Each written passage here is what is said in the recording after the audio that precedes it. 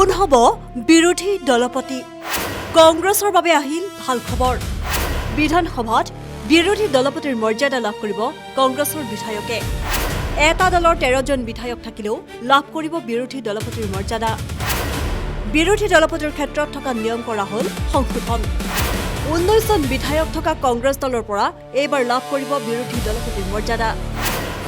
18 জন সংখ্যালঘু আৰু এজন হিন্দু বিধায়ক থকা কংগ্ৰেছত এইবাৰ কোন হ'ব বিৰোধী দলপতি বহু চিন্তা চৰ্চা জল্পনা কল্পনাৰ অৱসান ঘটি অৱশেষত চূড়ান্ত হ'ল বিৰোধী দলপতিৰ নিশ্চিতি এইবাৰো বিধানসভাত থাকিব বিৰোধী দলপতি কংগ্ৰেছৰ চৰম বিপৰ্যয়ৰ পিছতে বিৰোধী দলপতি হোৱাৰ বাবে যোগ্যতা হেৰুৱাই পেলাইছিল কংগ্ৰেছে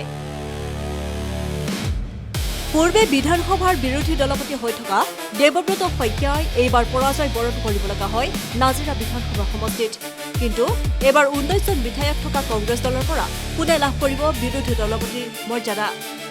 18 জন সংখ্যালঘু আৰু এজন হিন্দু বিধায়ক থকা কংগ্ৰেছত এবাৰ কোন হ'ব বিৰোধী দলপতি তাকে লৈ চলিছে তীব্ৰ চৰ্চা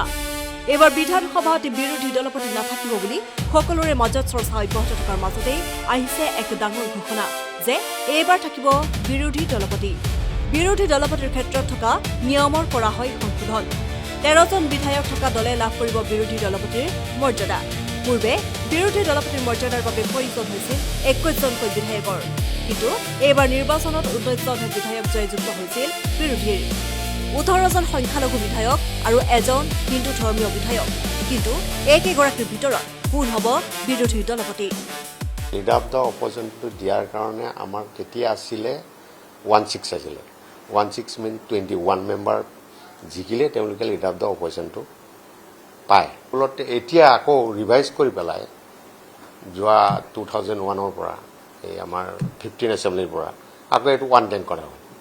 110 মিনছ 12.6 হ'লে তাত 13 মেম্বাৰ থাকিলে লিডাৰ অফ দ্য অপজিশ্যন দিব লাগে বুলি আমি সকলোৱে তেনেকৈ পৰম্পৰাগতভাৱে তেনেকুৱাকৈ চলি আহিছে দিব লাগে কিন্তু তাতো স্পেচিফিক এটা ৰুল নাই যে দিবই লাগে বুলি ৰুল নাই এইটো স্পীকাৰে ডিচাইড কৰে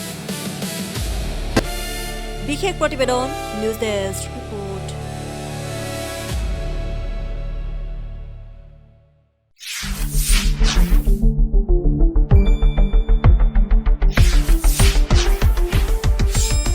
শুদ্ধ আৰু বিস্তৃত বাতৰিৰ বাবে চাই থাকক নিউজ ডেস্ক ৰিপৰ্ট